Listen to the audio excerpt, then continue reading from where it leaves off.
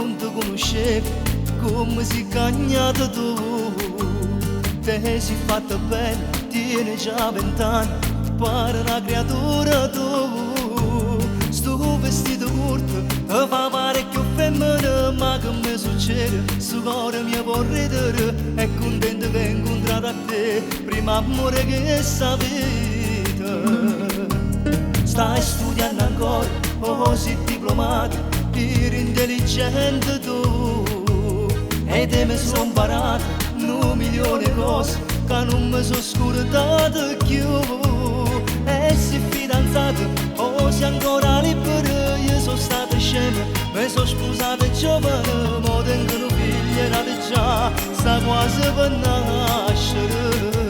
Ma che non è tale e quale a te, e poi pure assai diversa a me, c'ha appiccicato senza una ragione, poi spartenere e solo a me mi fa dormire. Ma che bella è proprio come a te, e non è più da scuola come a me, si mette a chiacchiere, si faccia tardare da volta sera, poi si fa trovare. Ma è innamorata solamente me, vive soltanto per me.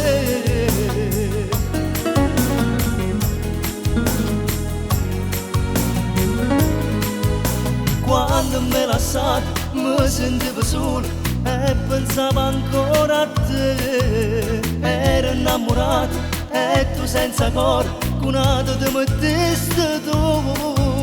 Ti volevo bene, non mi volevo credere, tu gelosa assai, eppure così fragile, mo si contento che hai incontrato a me, che mi sono sposato giovane.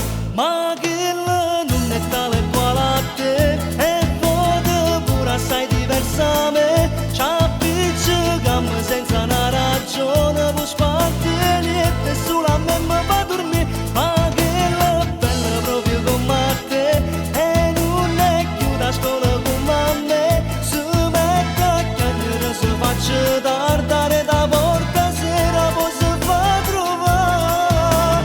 Ma è innamorata solamente me, vive soltanto per me.